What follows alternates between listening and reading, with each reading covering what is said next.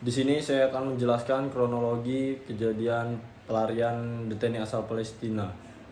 Kronologis pelarian deteni atas nama MDH berawal pada saat petugas hendak melakukan penguncian blok hunian. Sesuai standar operasional prosedur yang berlaku, maka petugas mengontrol setiap blok yang ada. Petugas berada di lorong blok deteni.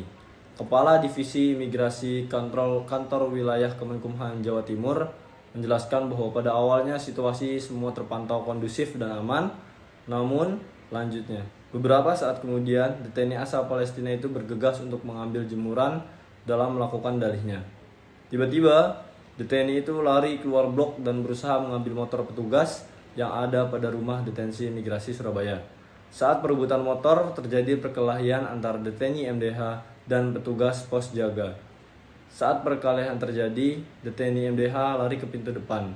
Lanjut, Kepala Divisi Imigrasi Kanwil Jawa Timur. Sesaat setelah kejadian, sampailah di bagian depan rumah detensi imigrasi tersebut.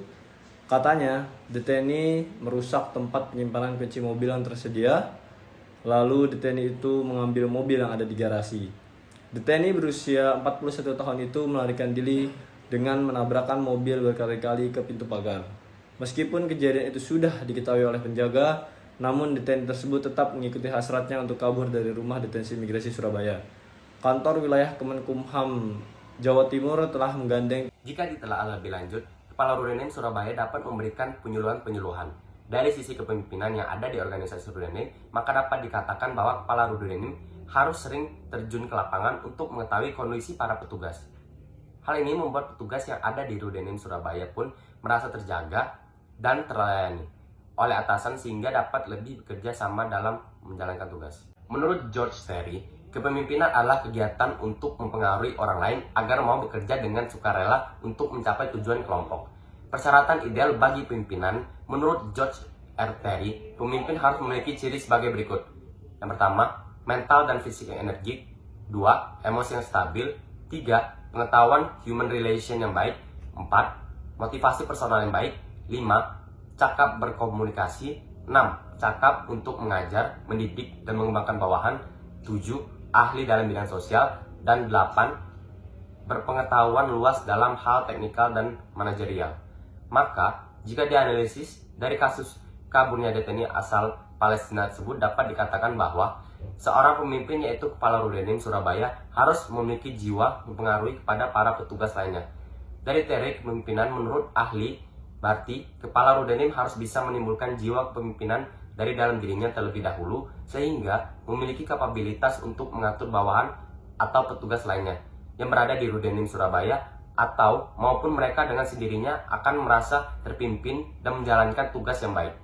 Jika petugas dapat memberikan pelayanan kepada deteni dengan tepat, maka tidak menutup kemungkinan bahwa para deteni akan turut berpikir positif sehingga kejadian kaburnya deteni dari Rudenim dapat dihindarkan. Menurut Imam Al-Ghazali, Al-Ghazali merumuskan tipe pemimpin ideal yang lahir dari berbagai kepemimpinan masa itu. Perpaduan akal dan batin yang dimiliki Al-Ghazali melahirkan buah pemikiran pemimpin baru. Pemimpin yang mencerminkan figur kepemimpinan Nabi Muhammad SAW. Pemimpin ideal bagi Al-Ghazali adalah pemimpin yang memiliki intelektualitas yang luas, pemahaman agama yang mendalam, serta akhlak yang mulia, seperti yang dicontohkan oleh Muhammad dan para sahabat.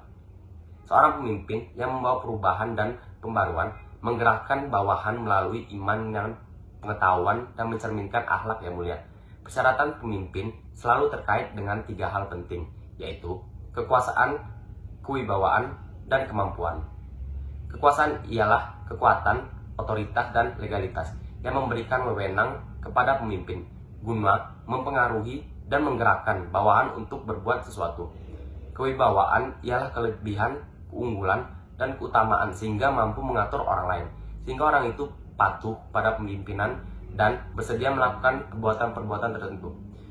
Kemampuan ialah segala daya, kesanggupan, kekuatan, dan kecakapan atau keterampilan teknis maupun sosial yang dianggap melebihi dan kemampuan anggota biasa. Hakikat kepemimpinan menurut Al-Ghazali adalah pengaruh. Pemimpin adalah orang yang berpengaruh atau orang yang memiliki pengaruh yang kuat di masyarakat. Tidak disebut pemimpin bila tak memiliki pengaruh. Pengaruh dengan artian pengaruh kedudukan pemimpin di mata dan hati manusia. Pengaruh itu timbul karena pemimpin memiliki nilai-nilai yang mulia seperti pemimpin intelektual yang luas, pemahaman agama yang mendalam, serta akhlak yang mulia. Pemimpin yang memiliki 3 poin utama itulah yang mampu mempertahankan kedudukan sebagai pemimpin dan menjadi corak khas dalam pemikiran pemimpin Al-Ghazali. Izin melanjutkan Bapak, mohon izin sebelumnya saya hendak memperkenalkan diri. Mohon dosen menyesuaikan. Izin memperkenalkan diri, Taruni Muda Politeknik Imigrasi, nama Nabila Ramadhani, NRT 2020.2132.2.02, Prodi Administrasi Keimigrasian B. Izin menjelaskan terkait kesimpulan. Dari kejadian kaburnya DTNI Palestina Rudenim Surabaya, dapat ditarik sebuah konklusi, di mana saat berlangsungnya kejadian tersebut, penanganan yang dilakukan oleh para petugas terlihat kurang responsif. Hal ini dikarenakan adanya kemungkinan kondisi petugas maupun penjaga Rudenim mengalami syok karena kejadian tersebut berlangsung begitu cepat dan terjadi dengan situasi kondusif menjadi agresif.